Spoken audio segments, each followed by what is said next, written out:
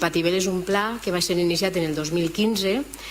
És un pla rigorós, ambiciós, de conservació del territori, necessari per al País Valencià per evitar el seu deteriorament després de més de 20 anys d'abandonament i absència de planificació per part de l'anterior govern. És un pla de conservació activa de més de 6.500 hectàrees des de la franja de més de 1.000 metres de litoral, que s'ha elaborat atenent proporcionalment a protecció i manteniment de l'activitat econòmica.